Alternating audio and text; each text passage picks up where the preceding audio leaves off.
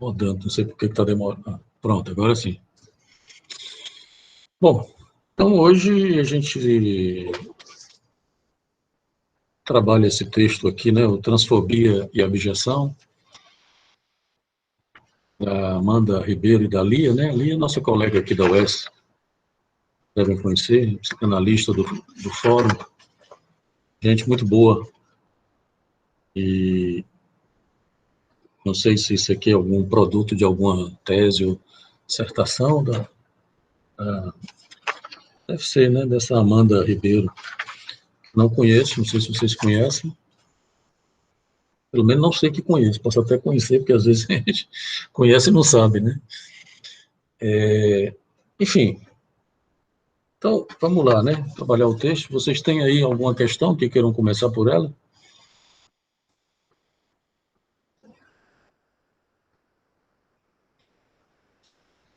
Bom, o texto ele fala de muita coisa que a gente já conversou, né? Inclusive sobre a questão da sexuação, mas ele traz algumas discussões interessantes, né? Ele faz uma definição de transgênero aqui como que elas definem como sendo um conceito guarda-chuva, né? E no fim das contas o objetivo do texto é fazer uma correlação como é que nós poderíamos pensar, por exemplo, a ideia de abjeção, que é essa ideia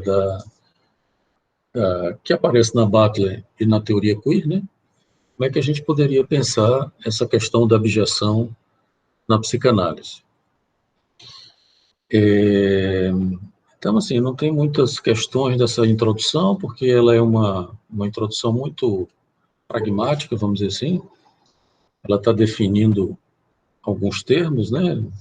Fala aqui dos assassinatos. Ela está falando de todo esse efeito de abjeção, né?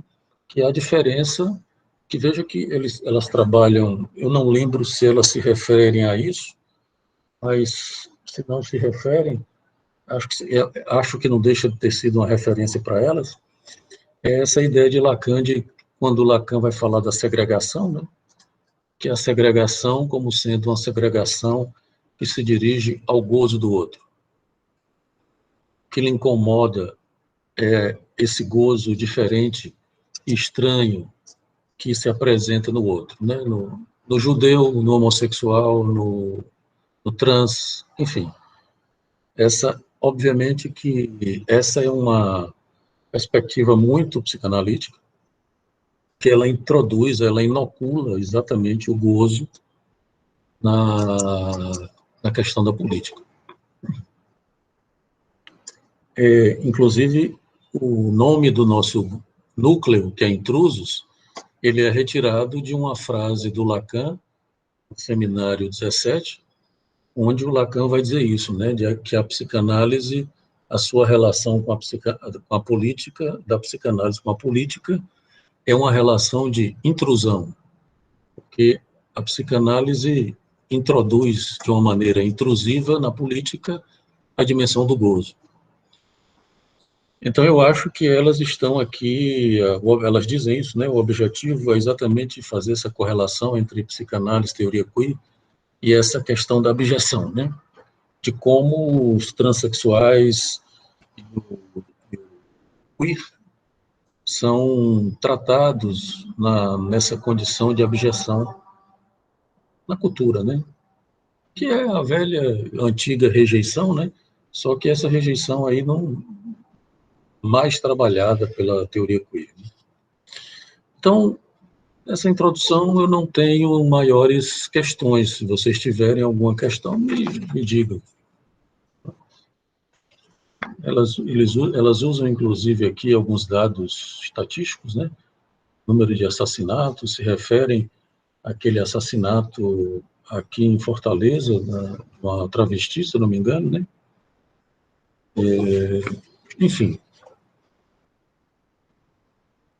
E nessa segunda parte aqui, elas vão falar também de uma questão que a gente já discutiu, que é todo esse processo de desnaturalização do sexual que a psicanálise opera, e também vão discutir um pouco a questão da sexuação, que nós também vimos no início dos nossos estudos aqui esse semestre, né? Ano passado, né? No semestre passado, né? 2020, a gente também trabalhou muito a questão da sexuação e começamos também trabalhando com a sexuação. Então, eu não sei se também, se vocês têm alguma dúvida com relação a essa discussão sobre a sexuação, o que elas colocam aqui, obviamente, a partir da sexuação, que é uma coisa que a gente também já discutiu, né? Que é esse lugar, que no fim das contas, por exemplo, como eu entendo, inclusive é com o que eu estou trabalhando, já falei para vocês sobre isso, é que no fim das contas todo esse gozo estranho que é rejeitado, que é posto numa condição de estranho, de abjeto e etc., no fim das contas é um gozo do campo do feminino. Quando aquele trabalho, eu apresentei um trabalho lá no outro grupo sobre a violência de gênero e ódio ao feminino, eu me remeti a isso, né? De como o feminino, ele está exatamente, como ele está na dimensão do real e não está submetido à lógica fálica, ele sempre aparece como um gozo estranho, um gozo que vai contra uma determinada condição fálica. Não é nem contra, que não é propriamente contra, né? É uma posição de, como diria o Lacan, de existência, né? É uma existência fora do fálico. Isso é muito importante porque isso é a gente já viu isso também, né? Uma crítica dos estudos de gênero, que a psicanálise estaria completamente submetida a uma norma fálica, falocêntrica e etc. E não é bem verdade. A própria definição de sexuação mostra isso, né? Inclusive, as autoras colocam uma coisa que eu também não concordo completamente, de que o falo, nos temas da sexuação, ele serviria como um balizamento para fazer essa distinção entre campos de gozo. Veja, é e não é, quer dizer, pelo menos como eu entendo, eu acho que essa que é verdade, porque, obviamente, o fálico e o não todo fálico se referem à dimensão fálica, obviamente, mas acho que não é importante considerar, por exemplo, de que quando você diz que é não todo fálico, existe uma parcela desse gozo que não está balizado pelo fálico. Né? Não é propriamente um negativo do fálico, como é, por exemplo, a ideia de castrado em Freud. E aí sim, quando Freud fala do fálico e do castrado, pelo menos como eu entendo, a gente poderia supor que realmente você teria aí o castrado em Freud, ele está referido ao fálico. O que é castrado é o fálico. Veja que o gozo feminino em Lacan, pelo menos como eu entendo, ele não é referido ao falo. Ele é fora do fálico, ele é fora do sexo. O problema é que também não dá para a gente não referir ao falo, porque o fálico, o campo fálico é o campo sexual. Né? Então não é alguma coisa que saiu do sexual, como é o castrado, como é em Freud o castrado, né? A oposição freudiana fálico-castrado. Não, não é um gozo que saiu do fálico, é um gozo que nunca entrou. Então é diferente. Por isso que a ideia de castrado em Freud não se aplica, que não se adequa a essa ideia lacaniana do não todo. Não é a mesma coisa. Tá? Elas comentam essa originalidade do Lacan de fazer uma negação, né? É uma nova negação lógica, isso eu acho que também já tinha comentado com vocês, que o não todo é uma invenção do Lacan, portanto, inclusive interessante, porque os lógicos passam a utilizar, né, o Lacan contribuindo para a lógica, que até então a negação na lógica se fazia, como elas dizem aqui, pelo contraditório, né? tinha o universal e tinha a negativa, a universal negativa e a particular negativa, lá naqueles silogismos, não sei se vocês lembram, a gente falou aqui, quando a gente estava discutindo isso, eu até usei os quadrantes de Peirce para explicar melhor para vocês aquela história do traço vertical e tal, né? Lembram disso? Sim, espero que Sim, lembrem. tá anotado aqui. 300 mil anotações. Pois então, essa negação no quantificador, né, e não no predicado, não é simplesmente que alguém não é, ou alguém não é fálico, ou algum não é, ou nenhum é, como elas dizem aqui, não é isso. Essa negação no quantificador não é que é ou não é, é que é no quantificador, não é no predicado. Quer dizer, não todo, que assim, para todo x, φ de x e tal. Então, o quantificador, que é o para todo, ele é negado. Que é aquele, se vocês olharem no matemas aqui, é esse A de cabeça para baixo, né? Que não é propriamente um A, é um símbolo, né? Mas é um A, parece um A de cabeça para baixo. Então, vocês vão ver no matema do campo fálico, que é para todo x, φ de x. Né? E no campo feminino, para não todo x, né? φ de x. Então, não é a mesma coisa dizer que é fálico ou não é fálico. É não todo fálico, é outra negação. Né? É outro tipo de negação do universal. Então, isso, como eu disse para vocês, é uma originalidade, é uma coisa que o Lacan inventou na lógica.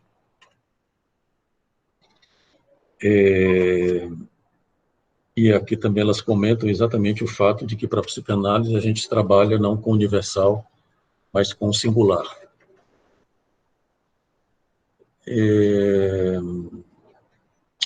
Tudo bem, gente, até aí? Vocês estão calados e caladas hoje? Tudo bem, por mim tudo bem. Fim de semestre, professor. Oi, alguém está falando? Fim de semestre.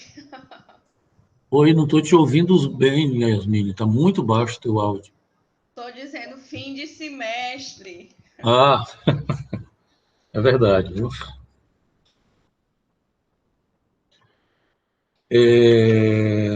Fim do mundo também, né?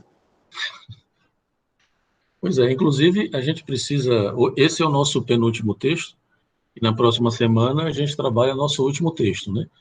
Aí a gente tem que saber o que é que vai fazer. É claro que existe já a perspectiva pré-agendada de que a gente retoma no próximo semestre as nossas discussões, mas a gente precisa definir o que é que a gente faz agora no mês de junho, né? Se a gente continua, tem alguém que quer propor algum texto, se a gente faz um encontro final para conversar, discutir, isso a gente pode tirar os nossos últimos 10 minutos aqui para a gente conversar sobre isso, tá? Tem uma questão interessante que elas colocam aqui, eu achei, pelo menos para mim, foi a questão mais interessante que elas trazem no texto. Agora eu não estou encontrando onde é que está. Uma crítica, não é nem uma crítica, é uma diferença que elas fazem com a Butler, né, que exatamente aqui na página 71, tem um parágrafo aqui que eu acho que vale a pena ler. Se vocês não leram, eu acho que vale a pena ler. Eu acho que essa discussão aqui, pelo menos na minha leitura do texto, é a discussão mais interessante, vamos dizer assim, o mais produtiva do texto. Então, ela dizem assim, ó, inclusive na relação da psicanálise com os estudos de gênero. Então, nessa parte aqui, na página 71, que tem o trans como objeto, e teoria queer, etc. Primeiro, segundo, terceiro, quarto, quinto, sexto parágrafo dessa parte, que começa a teoria de gênero, especialmente no pensamento butleriano, tá?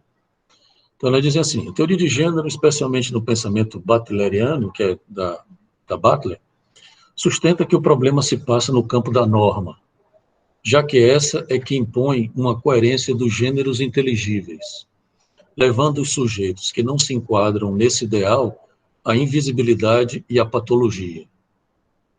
Ou seja, nessa perspectiva, o processo de identificação dos sujeitos em gêneros binários seria o produtor de segregação. A saída seria eliminar a norma que discrimina os sexos, propondo uma múltipla identificação na qual os sujeitos seriam capazes de caminhar por diversas performatividades. Lembra que a gente conversou um pouco sobre isso na última vez? A gente teve uma discussão, acho que era até com o Márcio, não sei se o Márcio está aí. A gente conversou um pouco sobre isso, quer dizer, a ideia da teoria queer de destruir o gênero, né? A ideia de gênero, de que o gênero seria uma coisa aberta, deveria ser algo aberto para todo mundo e você passear para lá e para cá e etc. Lembram disso? A gente conversou, talvez não Professor, tenhamos... Hã? eu queria... Tá me ouvindo? Tô, digo. Eu queria retomar essa discussão, porque me ficou de novo uma questão, que é, se a gente trabalha a questão do masculino e feminino de uma maneira lógica, na sexuação, né? Qual seria o problema, então, de uma variação das... Aí eu também não sei se chama de identificação ou identidade, né? Eu acho que talvez um leve um pouco do outro. Mas qual seria o problema dessa variação se a gente não trabalha exatamente com o gênero, mas com a sexuação? Pois é, porque não haveria problema nenhum. O problema, a questão qual é? É que exatamente o que as autoras colocam aqui é que a psicanálise ela não está trabalhando com a questão da norma, né? Sim, Nós estamos sim. trabalhando exatamente com uma certa grafia do gozo do corpo. Quer dizer, alguma grafia do gozo do corpo é importante que haja, inclusive uma grafia fálica. Porque aí é que está, quer dizer, a impressão que eu tenho às vezes é que o estudo de gênero toma o falo como sendo algo do campo do poder masculino, o que não deixa de ser, obviamente. Quer dizer, uma norma fálica seria exatamente uma norma que imporia, de alguma maneira, uma lógica masculina, patriarcal, viril e etc. Não deixa de ser. Mas veja bem, que em psicanálise o falo ele é um significante, inclusive um significante que não existe. Ele está numa dimensão real. O falo é uma maneira de você gravar ou grafar um certo buraco no real. Como eu disse para vocês, não é a única, mas é uma forma de você grafar.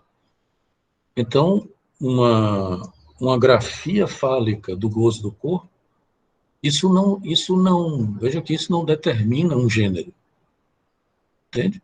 Ela é, até porque, por exemplo, o não todo fálico implica que há uma grafia fálica, não é? Porque se não houver uma grafia, uma grafação, porque a grafia é bom porque remete à escrita, mas é mais do que uma escrita, né? Porque tudo bem que o Lacan está trabalhando aqui com a ideia de letra, mas é uma grafação né? Uma grafia, uma grafação, como vocês quiserem chamar, do gozo do corpo, porque se não houver essa grafia, essa borda, o sujeito fica numa condição de um apassivamento diante do gozo do corpo, que não é uma boa pedida, mais ou menos o que a gente encontra nas situações relativas à psicose. Né? Veja bem, só para concluir, Euler, só um minuto. Veja que o não todo fálico, há uma grafia fálica. O que quer dizer que o que permite a gente concluir que uma grafia fálica não determina um gênero, porque você pode ter uma mulher, por exemplo, num gênero feminino, e que tem uma grafia fálica. A grafia fálica não é um obstáculo ao feminino. Entende? Mas diz aí. Diz aí. Uma coisa que tem, até perguntaram pro Dunk, assim, e que eu acho que traria uma confusão tremenda é a questão dos nomes.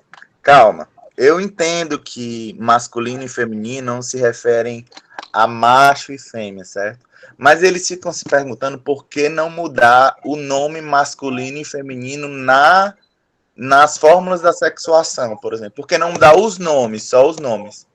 E eu fico pensando se não daria uma confusão tremenda, teoricamente, mudar os nomes, assim, sabe? E, tipo assim, em vez do gozo fálico, né, que seria o masculino, e o gozo feminino, que seria não todo fálico, a gente botar, sei lá, qualquer outra coisa. Daria uma confusão muito grande na hora sei lá, de localizar as coisas teoricamente, assim. Eu não sei como é que você pensa essa questão, assim, é mais uma dúvida, sabe? Não, você pode chamar de gozo X e gozo Y, Pois é, se você quiser. Tudo bem, mas veja que isso não impede de que o sujeito dirija o gozo do corpo numa posição. Se você não quiser usar masculino, você pode usar uma posição ativa ou passiva, ou viril ou feminina. Quer dizer, isso é quer dizer, é tudo bem que o ativo e o passivo também não são as melhores pedidas, porque o próprio Freud já tinha sacado isso, né? Freud dizia isso, que para você ser passivo, você precisa de muita atividade. Mas eu estou assim, indo na sua pergunta. Quer dizer, você pode mudar os nomes. Mas veja que é claro que existe também uma dimensão imaginária que você não pode desprezar.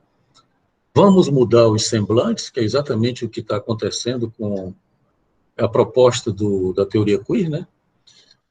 Mas veja que, ainda assim, por exemplo, o trans, ele demanda um semblante, de alguma forma. Você dizer que é uma mulher trans ou que é um homem trans, o semblante ele tem uma importância. Porque lembre-se que o semblante não é, como eu disse para vocês, assim, não é exatamente a mesma coisa da performatividade da Butler. Porque a performatividade da Butler parece assim, uma persona, né, no sentido antropológico do termo, uma persona que você encarna como uma imagem, como um papel social e cultural, como é o papel, vou dizer, o papel do homem e o papel da mulher, que tudo bem, existe mesmo uma performatividade aí, quer ser homem ou quer ser mulher, por exemplo, e homens e mulheres se adequam ou não a essa performatividade, mas veja que o semblante não é só isso. O semblante, ele se sustenta numa dimensão real do objeto A. O semblante é um semblante que não é uma mera roupagem imaginária, uma imagem que o sujeito faz para dizer que é homem ou para dizer que é mulher. Entende? Não é isso. É algo que você precisa fazer um encobrimento do real, disso que não é possível entrar no campo do simbólico, sob pena disso causar um horror e uma dispersão no sujeito. Entende? Então, é como se você dissesse, o semblante, ele ancora uma certa condição do gozo do corpo do sujeito. Que obviamente, isso pode ser fálico ou não todo fálico. Então, eu não vejo por que mudar os termos, não é? Porque aí... Leonardo. Oi. Não, desculpa aí se eu for te interromper, tu pode concluir. Mas Não, eu só ia dizer que eu não sei por que mudar os termos, a não ser por um juízo equivocado de que o termo falo imporia algum tipo de machismo, né? Ou a diferença sexual, por exemplo, imporia algum tipo de machismo. Porque você deixar de dizer homem ou mulher e passar a dizer o masculino e feminino e passar a dizer X e Y, é você retirar do campo clínico, inclusive. Não é? É quase como se você estivesse querendo tornar cognitivista uma lógica psicanalítica que é da ordem do gozo. É retirar do corpo, da implicação corpórea de gozo que o sujeito tem, inclusive sexual, não é? seria retirar isso do campo da diferença sexual, transformando isso numa coisa meramente lógica, x, y.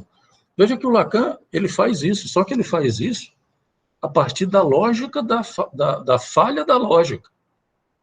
Porque o Lacan, ele adora a lógica. Que você poderia fazer exatamente essa brincadeira lógica. Ao invés de chamar gozo fálico não todo fálico, você chamar gozo X e gozo Y. Não é a mesma coisa, porque a negação não opera aí. Mas vá lá. Né? Você estaria fazendo o quê? Uma redução lógica da nomenclatura psicanalítica, imprimindo apenas uma questão da diferença. Mas aí você tira o corpo. Né? É o que os cognitivistas fazem. Você tira a implicação do sujeito e a implicação do corpo nessa escolha que o sujeito faz da forma, da direção do gozo que ele escolhe para o corpo. Então, eu acho uma bobagem. Entende? É uma crítica, inclusive, boba. Você achar que seria uma concessão que a psicanálise iria fazer a uma condição lógica, é quase como se você dessexualizasse essa problemática da diferença sexual. Então, pelo menos é como eu entendo. Diga, Alan. Não é porque eu estou tentando ainda entender melhor essa coisa da diferença entre semblante e performatividade. E aí, da forma como você colocou, o que me veio assim como comparativo, foi de que essa coisa do semblante tem a ver com essa mudança, com essa redesignação sexual, assim, da transição que o trans faz no corpo, por exemplo, da retirada do pênis, algo dessa ordem, porque você fala de uma interferência no real. Não. Veja bem, o semblante, ele se sustenta na condição objetal, inclusive elas falam disso aqui, né? Mais na frente, quando elas estão falando do gozo estranho, que é um pouco o que eu também já falei para vocês quando a gente conversou sobre essa minha ideia de feminilizar o buraco. O semblante, ele precisa ser feito por sobre uma condição objetal e abjetal, como diz Lacan, que é o próprio sujeito, que o próprio sujeito ocupa. Entende? É importante porque senão o sujeito fica completamente emudecido, fica completamente sem ter o que dizer sobre isso, porque, quer dizer, é como se você dissesse assim, você está marcado pela condição de ser objeto para o gozo do outro? Está. Mas você precisa fazer algo com isso. Precisa dizer sim, como ontem, na formação continuada, a gente estava discutindo essa questão da autolesão e falando do super-eu, inclusive o super-eu por Alain Didier, que é assim, um livro que eu recomendo a todos vocês, que é, para mim, certamente, sem dúvida nenhuma, é o melhor livro que eu já li na vida, e ele teve, para mim, no efeito analítico, foi quase assim, um efeito de análise, quando eu li esse livro, que é Os Três Tempos da Lei, do Alain Didier. É um livro da fim da década de 90, começo dos anos 2000, se não me engano, por aí. Então, o semblante, ele se sustenta, o Alan, nessa condição, porque se você não tivesse um semblante em volta ou encobrindo esse real, você não suportaria. Entende? Então, por exemplo, sexualizar o gozo do corpo é uma boa pedida, não, como eu disse para você, não é a única, mas é uma boa pedida para você, por exemplo, esvaziar um peso do corpo, uma materialidade do corpo. Isso que Lacan chama de corpsificação é exatamente esse esvaziamento. A dor do corpo, o traumatismo do corpo, o gozo do corpo, que vai nos acompanhar o resto da vida.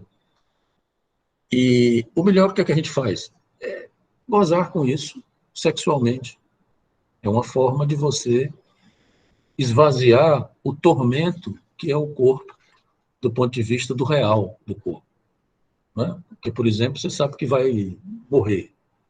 Seu corpo vai virar cadáver. Daí a brincadeira do corpse, que é cadáver em inglês, né? E corpse, em francês, que é corpo. Lacan faz uma brincadeira do corps, em francês, e o corpse, em inglês.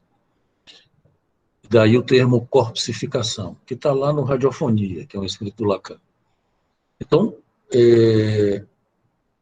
o semblante é exatamente toda essa construção que o sujeito faz, porque aí é que está o problema, não é o simbólico e o imaginário, eles não estão desatrelados do real. Né? Por isso que não é uma mera questão de norma, que é isso que as colegas estão colocando aqui. Não é uma mera questão de norma. Inclusive, elas lembram que Lacan faz essa brincadeira com norme male, né? O normal, o norme male, que em francês é a norma do macho, male é macho. Né? Faz uma referência à normal, né? A norme male, a norma má e a norma do macho. Porque a norma é sempre fálica, né? De uma certa maneira. Então, e veja bem, qual é a questão para a psicanálise, e que é uma grande diferença também com relação ao estudo de gênero, e curiosamente, ao mesmo tempo, é o ponto em que elas se encontram. É que o sujeito, ele não é determinado pela norma, ou pela norma malha. Ele é determinado pela falha da norma, pela falta, pelo que a norma não normatiza. Entende? Isso é fundamental para a própria ideia de sujeito. Daí a condição singular do sujeito. Aqui também elas lembram uma coisa que eu já falei para vocês. A existência não é dada pelo universal. Quando você diz todos os homens são mortais, você não está dando existência para nada. Agora, quando você diz algum homem é mortal, que é o particular, né? Tem a afirmativa universal, todos os homens são mortais. Quando você diz algum homem é mortal, aí você está falando da existência de um homem. Né? Quer dizer, o universal, ele não dá a dimensão da existência do sujeito. E para a psicanálise, o que dá a dimensão da existência do sujeito é a negativa universal. Né? É a negação do universal e não a afirmação universal. Então, o semblante, ele... E daí a minha ideia de que a posição originária do sujeito nem é feminina, nem é homossexual, é objetal, tem a ver com isso. O semblante é o que o sujeito constrói a partir, constrói inclusive do ponto de vista não só identificatório, mas a identificação, ela implica um encaminhamento do gozo do corpo, né, uma grafia do gozo. Daí porque, por exemplo, essa história de mudar o nome é uma coisa banal, uma bobagem, né? Que é quase como se uma crítica quisesse mudar uma certa condição específica da psicanálise que diz respeito à sexualização, à sexuação e ao gozo. Né?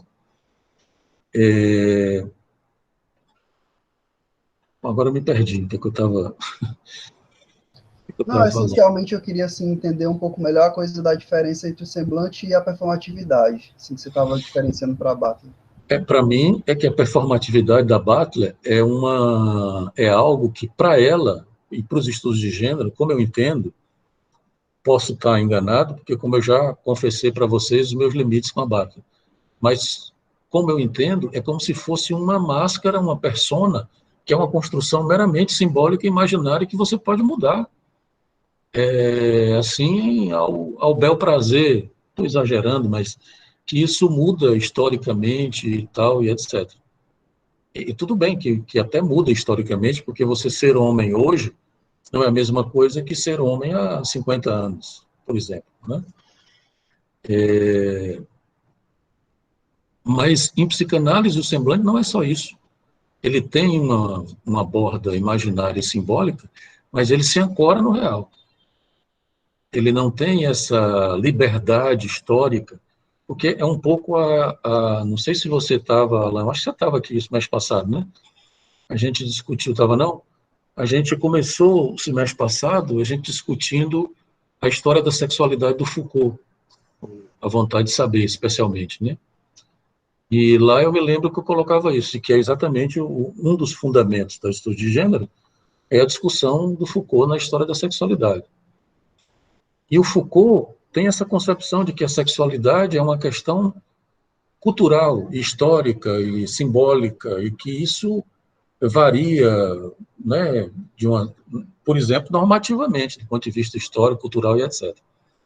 Está errado isso? Não, não é uma questão de estar errado. O problema é que para a psicanálise não é só isso, não é só uma questão de norma. A sexualidade, ela implica, tudo bem que você pode ter, por exemplo, as formas de manifestação da sexualidade e tal, e etc.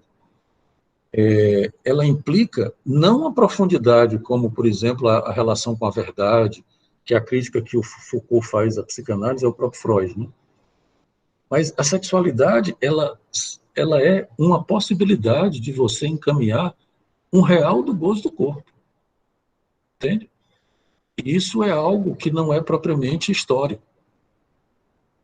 Por mais que as versões do que é sexual, aí sim possam modificar.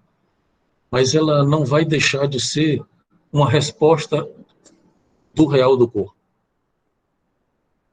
Se vai ser binário, se vai ser trans, se vai ser isso, aquilo, outro, aí tudo bem, isso tem a ver com cada um e com a época. Mas ela sempre é uma resposta ao real do corpo, como é o sujeito, entende? Então tem essa ancoragem que Foucault, por exemplo, não considera, porque não é psicanalista, nem tinha que considerar, né? Você considerar essa ideia de gozo do corpo, ou a ideia, por exemplo, de que a relação sexual não existe, porque nem o Foucault nem a Butler tem que considerar isso, isso não é propriamente uma crítica.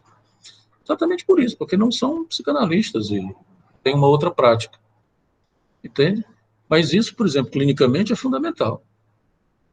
Você considerar que o sexo, ou o real do sexo, como a gente diz, que na verdade o real do sexo é uma resposta ao real do corpo. Não é algo de uma mera condição performativa, né, de que o sujeito poderia mudar. Não é um personagem, como é, por exemplo, no caso para o autor, o ator, coisa parecida. Né?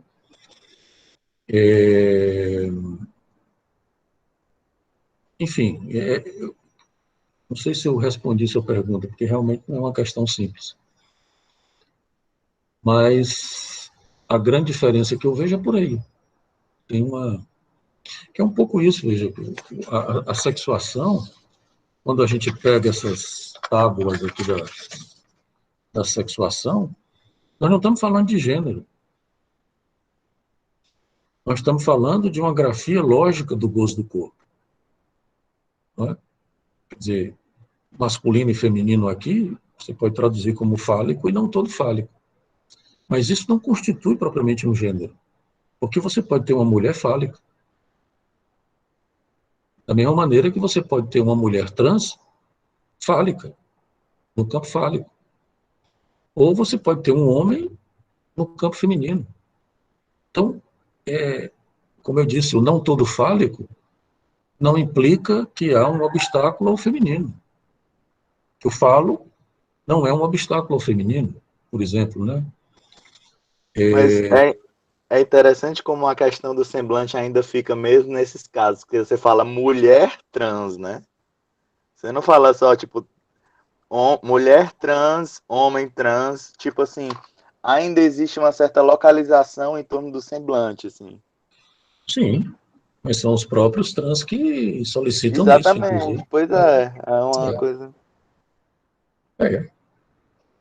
Porque aí, obviamente, entramos numa discussão que seria exatamente essa discussão da teoria queer, né? Poderemos realmente dissolver mulher e homem no sentido do gênero, né? Podemos pensar uma condição do sujeito onde ele, como é hoje, os chamados não binários, né? O problema é que, vejam qual é o problema, quando você diz não binário, já é um gênero. Né? Quer dizer, é muito difícil, você não vai conseguir, porque às vezes parece que é uma guerra contra o simbólico.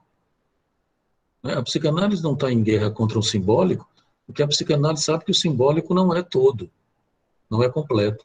Até porque o sujeito trabalha com a falha do simbólico e do imaginário.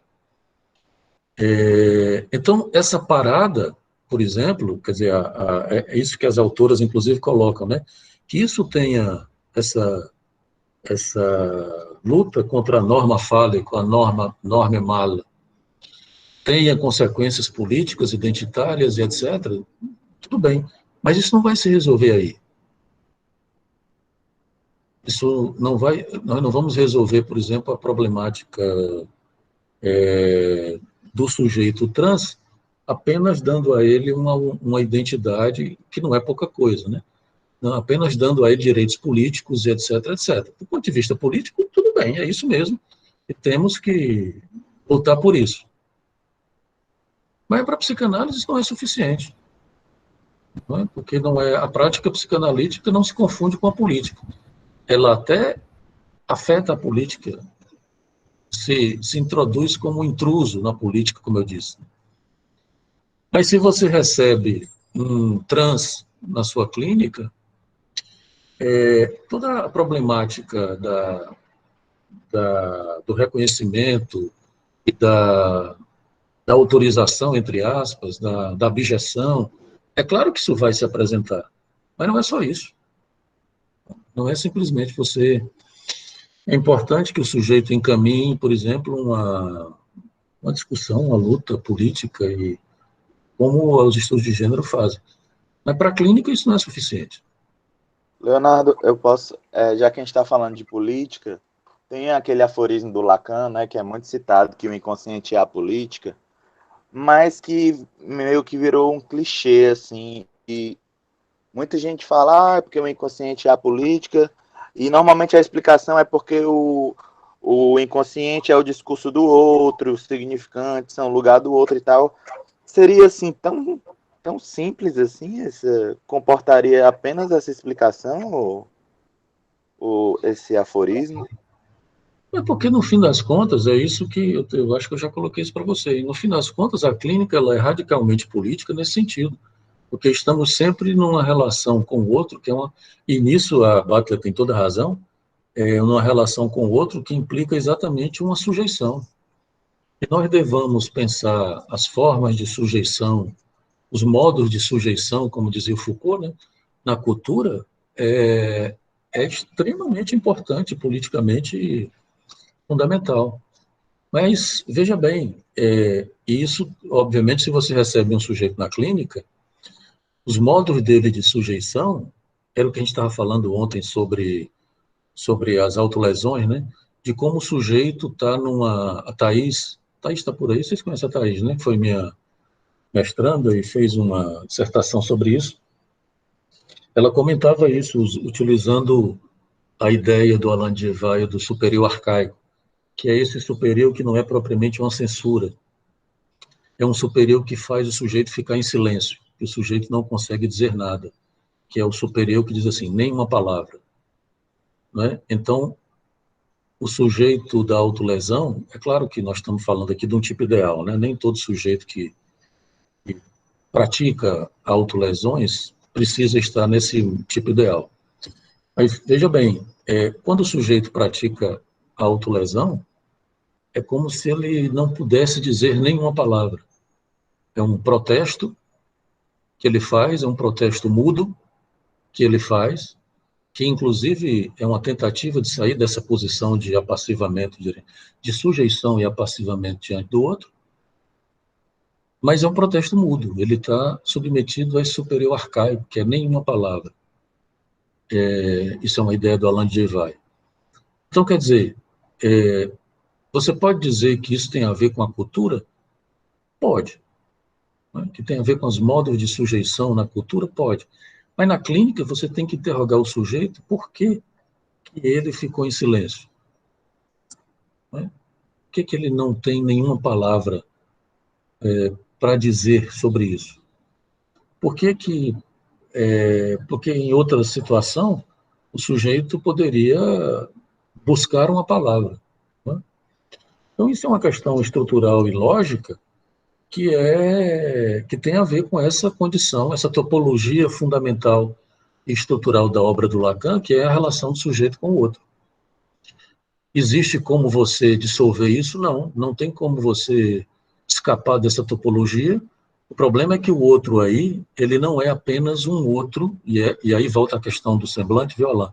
Esse outro aí em Lacan, ele não é unicamente o outro do simbólico, como Lacan, por exemplo, desenvolveu no segundo período da sua obra.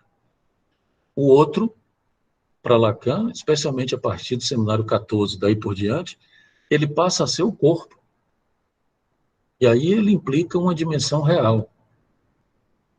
O que me ataca, o que me faz sofrer, o que me traumatiza, daí a ideia da corpsificação, né, do esvaziamento do gozo do corpo, é o corpo. E eu preciso fazer esse esvaziamento. Essa mediação, quer dizer, a simbolização, né, o brincar, o prazer, são tentativas exatamente de esvaziar esse traumatismo do gozo do corpo. Entende? Mas diga aí, Alain. Não, o que eu ia comentar eram outras coisas mais do início da discussão, mas eu queria fazer uma pergunta sobre o que tu falou agora, assim, sobre essa autolesão como uma mudez, né, assim, uma falta de palavra. Mas eu pergunto, toda a coisa da transferência e da atuação, ao invés do rememoramento, aí voltando para o Freud mesmo, assim, no recordar, repetir, elaborar, né, se não é isso, assim, essa atuação na transferência, né? Tipo, sei lá, dos exemplos básicos que o Freud dá lá, de ao invés de falar sobre algo, o sujeito atua na transferência com o próprio analista, ali sendo insubordinado, quando ele está, na verdade, falando sobre uma insubordinação outra, das figuras parentais e tudo mais. Aí eu volto para a pergunta depois, a outra que eu tinha para fazer. Não, claro que tem a ver com isso, né? Que, inclusive, o Freud diz lá no Recordar, repetir, elaborar, ele diz isso, que quando a palavra fracassa, vem o ato. Então, é por isso que o acting out, a autolesão, é um acting out, né? É um tipo de ato, é exatamente o sujeito não conseguindo pôr em palavras, ele tenta fazer em ato, né? Mas a pergunta é por que ele não consegue pôr em palavras? É claro que essa resposta que eu dei para vocês aqui, do superior arcaico do Alain de Gevaert, é apenas uma resposta possível. Obviamente, você tem que perguntar isso na clínica. Porque, como eu disse, eu estou falando de um tipo ideal.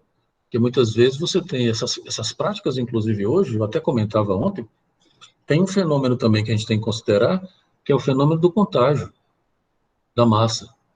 É muito curioso, porque um menino ou uma menina, normalmente são as meninas, né, que é a população mais afetada por isso, a menina começa a se cortar e as colegas começam a fazer também. É um contágio histérico, lá da identificação histérica do Freud. Isso também acontece. Então, como não tem padrão na clínica, né, é claro que é uma tentativa aqui de teorizar sobre o assunto. Mas tem a ver com isso, sim, com essa algum impedimento que o sujeito está tendo de fazer algum tipo de mediação simbólica com o outro, né? Apresentar o seu traço, a sua marca, quer dizer, fazer um corte com o outro, né? Quer dizer, eu até brincava com isso. Se ele não consegue fazer um corte com o outro, inclusive esse fazer corte com o outro é o quê? Você dá limites ao gozo do outro, à invasão do outro, ele corta na imagem real do corpo, faz um corte. E curioso é que o corte, a autolesão, ele tem um efeito de alívio. É uma sangria, né? É uma sangria. Lembrem que a sangria era feita antigamente, não sei se faz isso ainda hoje, é um efeito para esvaziar a febre, né? Uma coisa assim, se eu não me engano, tem algum tipo de esvaziamento. E o corte faz esse efeito de esvaziamento do gozo do corpo. Só que esse esvaziamento do gozo do corpo, ele tem que ser feito pelo significante, pela corpsificação, né? Que é exatamente a sexualização, o divertimento, você se divertir com o corpo, transar, cantar, sei lá, né? E aí você esquece que tem corpo, você esquece a materialidade do corpo. Mas veja bem, e aí você passa a ter um corpo imaterial, né? Que é o corpo do simbólico. Mas para você ter esse corpo imaterial, você precisa primeiro ter aceitado a materialidade do corpo, né? Para poder esvaziá-la. É a lógica freudiana lá da negativa, da afirmação primordial, que é a Beyerland, e da negação a partir da afirmação primordial. Você primeiro precisa construir um corpo para depois esvaziá-lo, né? Então, essa materialidade, corpo, ela precisa ser esquecida. A gente consegue fazer isso completamente? Claro que não. Os nossos sintomas somáticos, as nossas dores, angústia e etc., está sempre nos lembrando isso. Mas é diferente de você, por exemplo, ter um sintoma somático persistente, né, radical, por exemplo, que, que invade a vida do sujeito, ou o sujeito que está nessa condição de esvaziar, de cortar a materialidade do corpo, né? Nós não estamos falando nem trabalhando com as automutilações psicóticas, não tem nada a ver com a psicose. Tá? Automutilação psicótica é outra coisa. Entende? A autolesão não é a mesma coisa. Não é... Enfim. Mas qual é a outra pergunta? Ah, é a outra coisa assim, que eu ia comentar que eu acho muito interessante de pensar essa coisa da adequação do corpo, né? Assim, existem sinais que legitimam, como que legitimam esse posicionamento num lado homem e mulher, mas aí não pensando a sexuação, mas pensando o gênero mesmo, né? Assim, de que, por exemplo, não sei se tu tem acompanhado o pessoal aqui do grupo, a transição da Ellen Page para Elliot Page. Não sei se vocês viram que a atriz que fez Juno, né? Ela tirou as mamas e está postando isso, e comentando, falando um pouco desse processo de transição. E aí isso me gera assim, uma série de inquietações em relação a pensar como deve ser difícil lidar com essa inadequação, mas o que eu estava pensando é sobre essa é como se existisse esse algo material que legitima, assim, tipo, ela precisa tirar a mama para que ela não tenha no corpo a marca do feminino. E isso, de alguma forma, é como essa representação imaginária que se tem de que o corpo masculino ele não tem a mama, entendeu? Uhum. E aí, nesse sentido, eu ia sugerir que a gente, depois, se a gente for continuar, né, para além dos textos que a gente já pensou, que a gente podia pensar o artigo do Marco Antônio com a Natália. Oi? Oi, foi a minha que caiu na internet? Eu agora estou, mas... Pronto, eu estava sugerindo que se a gente for continuar vendo outros textos, para além desses, que a gente pensasse na discussão que a Natália e o Marco Antônio propõem no livro, mas que é publicado como um artigo também, né? Eu não li o artigo, mas existe um artigo que é a discussão da coisa do primeiro livro, né, sobre transexualidade.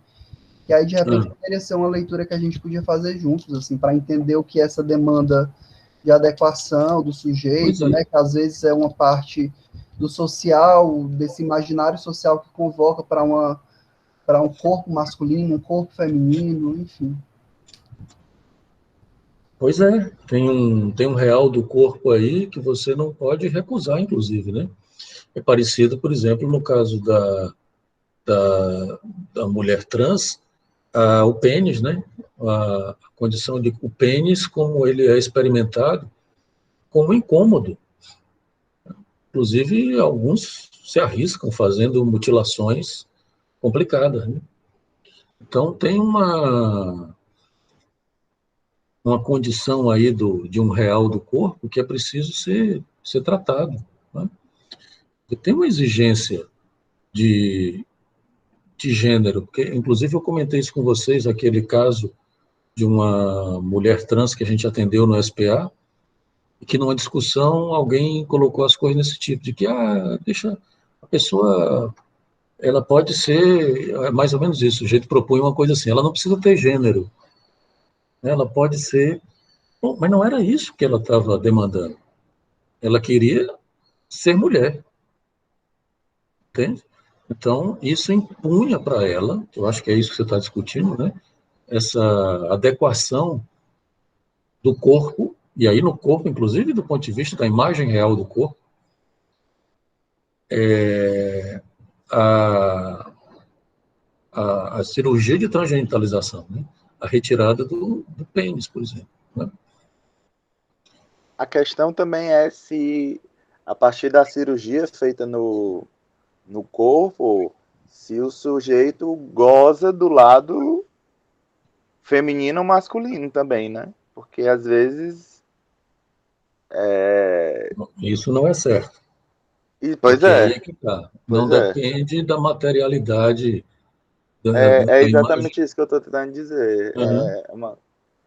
Às vezes é uma suposição que parte do imaginário e que o gozo pode impor outra coisa no futuro que acaba angustiando e trazendo aquelas vontades de reversão e todo aquele papo de reverter a cirurgia, porque o sujeito supôs que mudando o corpo mudaria tudo, né? Inclusive o modo de Não, gozar e tal. mas veja bem, eu não estou nem me referindo ao arrependimento com a cirurgia, que às vezes acontece, inclusive é causa de transtornos bem complicados. Mas não é nem a isso que eu estou me referindo. Então, da mesma forma que você tem uma mulher numa condição fálica, você pode ter uma mulher trans também numa condição fálica. Né? Quer dizer, inclusive uma mulher heterossexual numa condição fálica. Entende? Não. É essa a questão, que é exatamente isso que eu estava sinalizando para vocês, de como os matemas da sexuação, eles não ancoram gênero nesse sentido, né? Que é um pouco essa questão de mudar, por que não precisa mudar o nome, né? Eles não ancoram gênero. O masculino e o feminino, ou o gozo fálico e o não todo fálico, eles não ancoram gênero. Um gênero, por exemplo, o gozo fálico, é claro que você tem uma predominância do gozo fálico no campo masculino, num homem que se subjetiviza masculinamente. Né? Da mesma maneira que você tem uma predominância de um gozo não todo fálico numa mulher que se subjetiviza femininamente. Entende? Que aí tem Agora, uma Leonardo, questão exatamente com essa subjetivação, as possibilidades e as impossibilidades da subjetivação do gozo do corpo. tu falou aí da questão por exemplo, de um homem que, sei lá, gostaria de virar mulher no sentido, enfim, do gênero e ver e tenta se mutilar, por exemplo, né? Mas, assim, se for uma questão de modo de gozar, realmente fazer um trabalho, assim, não que ele precise ou não precise cortar o pênis, eu sei que não é uma questão moral, mas, assim, fazer um trabalho de subjetivação disso que ele sente como um parasita do real, né? Porque ele goza de outra forma, ou seja, sente que está no corpo estranho, deve ser um trabalho hercúleo, viu? Porque não sei se eu me fiz entender, mas Não, eu não sei se eu entendi o que você colocou, mas, por exemplo, na clínica, você não vai tentar fazer com que o transexual simbolize ou falicize o pênis. Ninguém não vai fazer isso, entende? Inclusive, é uma operação que, se não foi feita, dificilmente se faz. Existe a possibilidade de que isso seja uma foraclusão do pênis, e não uma foraclusão do nome do pai, que é aquela discussão por que não é psicose, por que é. Porque veja que a ideia de uma foraclusão pontual, ela é perfeitamente possível. Ela foi, inclusive, pelo próprio Lacan, foi colocado nesses termos, né? Que existem foraclusões. Depois o Nasio desenvolveu um pouco essa ideia. Mas você teria a suposição de uma foraclusão local. Enfim, mas não é a nossa discussão agora, né? Mas, Márcio, você quer falar, Márcio? Opa, boa tarde. Diga aí. Tudo bom? Boa tarde a Tudo todos, bom? beleza? E, mano. Bem-vindo ao fim do semestre. Daqui a pouco você descansa, relaxa aí. Léo, eu queria te ouvir falar sobre a questão do patriarcado, né? Quer dizer, existem muitos. Já houve um tempo em que havia menos, né? Já houve 2, depois 3 gêneros, agora não sei como está a contagem. Mas tem um gênero que é hegemônico, preponderante, dominador, né? Que você sabe que somos nós, inclusive, né? É o homem branco, cisgênero, heterossexual, e, né? Como é que é esse negócio? O que a psicanálise pode falar sobre o patriarcado? Eu estou brincando com isso, dizendo que esse gênero do homem cis, branco, hétero e tal, era dominante até o Bolsonaro. De lá para cá, ele virou um idiota, né? Demorou. Como dizia o Lacan, é uma certa imbecilidade aí do viril, né? O homem fica meio imbecilizado. Mas é claro, porque aí é onde está a questão, Márcio. Existe exatamente quando eu estava nesse trabalho que eu apresentei sobre violência de gênero e ódio ao feminino, é claro que é importante você considerar, você também está estudando aí a antropóloga Badinter fala muito disso também, né, existe uma dimensão tradicional patriarcal que implica essa imposição da norma fálica e masculina e viril, por exemplo, né, e, portanto patriarcal, e que tem a ver com essa história toda de identificação com o pai, de colocar o pai lá no lugar, não é, do pai primeiro freudiano, não é? Como isso implicaria uma identificação e a suposição de que essa identificação seria a identificação toda, né, e que todos, e vejam que aí tanto Foucault como os estudos de gênero têm toda razão em criticar que uma certa condição da psicanálise, um certo período, vamos dizer assim, uma certa proposição teórico-clínica da psicanálise impôs isso, de que o sujeito precisaria se submeter a incorporar o pai, né? Matar e comer o pai. Isso seria o sadio, isso seria o saudável, e, portanto, a identificação fálica e tal, que ou a inscrição do nome do pai e tal, né? O Lacan logiciza isso, primeiramente, no primeiro momento, né? Ele tira inclusive ele faz uma crítica a Freud, né? Ele vai dizer que o Freud foi religioso nesse sentido, porque o Freud tentou ressuscitar o pai, né? Ao invés de deixar o buraco no real, o buraco do real vazio, o Freud teria posto o pai ali no lugar do buraco do real, fazendo essa ressurreição do pai. E isso no seminário 22 e no 23, ele faz essa crítica a Freud. E é por isso que o Lacan, num primeiro momento, quando ele ainda era freudiano, ele faz um tipo de logicização disso, chamando de metáfora paterna. Tanto é que ele, ao invés de chamar de pai, ele chama de nome do pai, e ao invés de chamar de Édipo, ele chama de metáfora paterna. Então, ele usa a linguística para dar uma condição que é lógica e não propriamente familiar, né? Aquela coisa do anti-Édipo, papai, mamãe e etc. Isso no primeiro momento da obra de Lacan. E no último tempo da obra de Lacan, a gente está trabalhando, estou fazendo um seminário sobre o RSI, lá no grupo da gente Topologia Lacaniana, não sei se você está lá, se não está convidado, todos, né? Onde eu coloquei, se não me engano, no último encontro que a gente teve, foi semana passada, que é quinzenal, é nosso encontro é terça-feira, de 8 às 9h30, quinzenalmente. E eu coloquei isso lá, de que no RSI, o Lacan faz essa crítica ao Freud, e o Lacan vai dizer assim, de que, na verdade, é importante que o buraco fique vazio.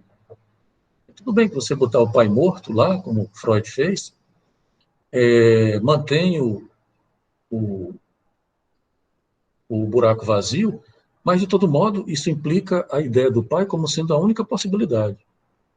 que é exatamente a lógica do patriarcado.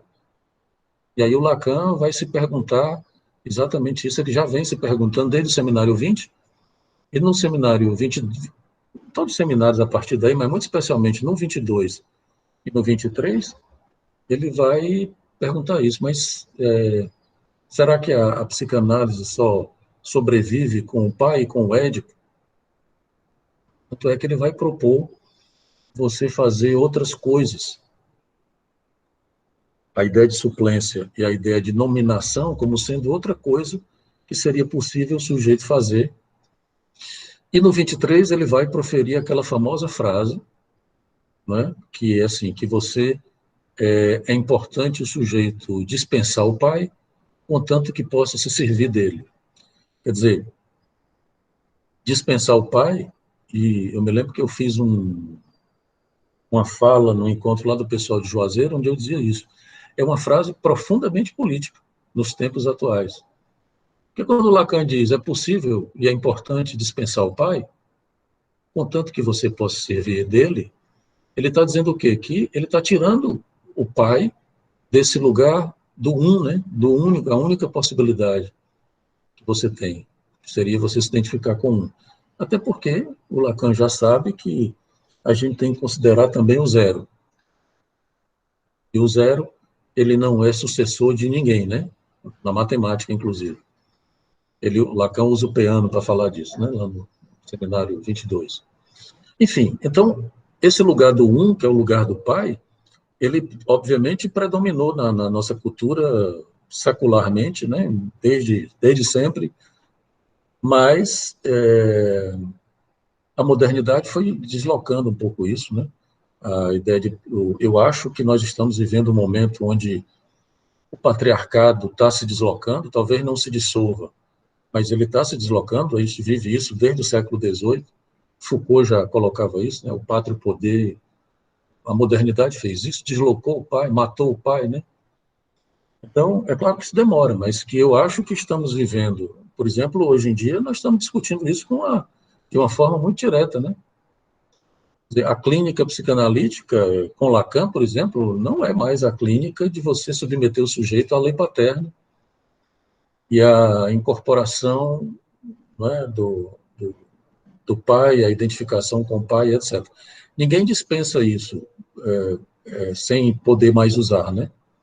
Mas isso está sendo interrogado, né? Está sendo, inclusive, com todas essas discussões que são importantes de fazer. Quer dizer, o próprio Lacan fez isso no momento em que ele abandona essa ideia freudiana do Édipo e tal, né? A própria ideia de Nobo Romeano, o Nobo Romeano não é Édipo. E Nobo Romeano e nó da estrutura. Né? Tanto é que o Lacan vai dizer, tudo bem que você pode ter um santome como sendo um quarto anel que nó da estrutura. Se você quiser chamar isso de Édipo, de nome do pai, tudo bem. Mas eu vou chamar de santome. Né? Então, tem um avanço aí importante que eu acho, tudo bem que a psicanálise ainda está muito afetada por isso, e é isso que a gente está tentando fazer, tirar a psicanálise dessa condição, né? Eu acho que os últimos anos de discussão na psicanálise têm levado a isso, exatamente, desde a discussão com Foucault, né? Foucault foi o primeiro que, né, cutucou a psicanálise, Foucault e Deleuze também, né? Mas, muito especialmente, Foucault, e a turma aí, Foucault, Deleuze, Derrida, e acho que isso teve efeito, teve consequências exatamente a partir do que se constituiu a partir daí como os estudos de gênero e etc. Então, hoje, eu acho que o patriarcalismo, o patriarcado, ele está em decadência, né? Em todos os seus aspectos. E isso também tem consequências, o problema é isso, né? Isso também tem consequências clínicas, inclusive, que é importante a gente considerar. Né? Porque o único problema não é o patriarcado. Não adianta a gente depor o pai, jogar ele fora e achar que tudo vai ser resolvido, porque não vai. Diga aí. Você não acha que o matriarcado era uma boa, não? Eu voto no matriarcado. Deixa as mulheres mandarem um pouquinho para a gente ver o que acontece. Mas você não acha que é isso que está acontecendo, não? Tomara, né? Elas que digam, não sei. Eu acho que é isso que está acontecendo, porque os pais... E veja que o matriarcado também não deixa de ser fálico. E pode ser também bastante invasivo. Então, não é porque é mulher que é melhor, né? Porque também não deixa, porque aí é que está a questão, não deixa de ser Isso os fálico. judeus já sabiam há muito tempo, né? Exatamente, a mãe judia não nega isso, né, Márcio? Então, eu acho que isso está acontecendo, por exemplo, no SPA. Obviamente, eu não fiz nenhuma pesquisa exatamente sobre isso, mas tem vários trabalhos e textos falando sobre isso também. Mas, por exemplo, os atendimentos de criança no SPA, pais, é difícil encontrar um pai, viu? É difícil encontrar um pai. Quando você vai atender criança, por exemplo, e até mesmo adolescente, primeiro porque os pais já não existem, os pais sumiram no mundo, né? Boa parte. Segundo, porque quando você chama, os pais não vêm. Quer dizer, não tem uma participação do... É claro que eu estou exagerando aqui, porque a gente não pode dizer isso com toda certeza, né? Mas essa ausência dos pais não só no atendimento clínico, nas clínicas escola, mas provavelmente na vida desses filhos também, já é um indício curioso. Só chama a atenção para o fato de que não vamos acreditar que o matriarcado é coisa melhor. Né? Não há Eu nada, acho que não há o nada mais... mais fálico que a Valesca Popozuda, né? Pois é. O mais importante é a gente fazer o que a gente está fazendo aqui, por exemplo, que é você interrogar os modos de sujeição na cultura. Quais são as possibilidades? Porque a gente trocou o pai pelo quê? Pelo mercado. Não foi propriamente pela mãe, né? A gente trocou Deus pelo mercado. Trocou o Deus Pai pelo mercado. Isso tem consequências. Porque as consequências das patologias atuais têm a ver com isso, né? Então, enfim. Diga aí, o que mais? Leonardo, eu queria, só pegando o gancho da questão que tu falou, que assim, se a psicanálise precisaria se ancorar só no pai, eu queria perguntar só se a suplência e a nominação, né, e a invenção de um novo significante como uma saída, né, para um final de análise ou para um tratamento do gozo, seria sempre do lado feminino, ou estaria do lado feminino? Não, mas do lado do sujeito, né? É do lado do Eu, sujeito. do lado do sujeito. E veja bem, e aí é uma discussão, inclusive, que o Zizek faz, que é muito interessante. E o próprio Lacan também, porque se você pegar o nó borromeano, por exemplo, e você vai ver que no nó o Lacan não coloca o sujeito, né? Não tem o S barrado. Tem lá as zonas que a gente viu, né? Que são aquelas zonas de gozo do outro, gozo fálico, sentido, e no meio o objeto A, e tem a vida e a morte, o corpo, né? Só para lembrar o nó borromeano, mas não tem o S barrado, que é o sujeito. E aí, quando perguntam a Lacan, mas Lacan, cadê o sujeito? Aí ele diz, está aqui. E o aqui é no triskel, é ali naquele buraco onde ele situa o objeto A. Né? Então, o buraco da estrutura é a morada do sujeito, que era um pouco isso que eu estava falando antes. Né? O buraco não é o pai que você tem que colocar lá. Foi o que Freud fez. Né? No buraco do real, Freud colocou o pai. O que você tem que colocar no buraco é o sujeito, como a morada do sujeito. E o sujeito como a resposta do real, como diz Lacan.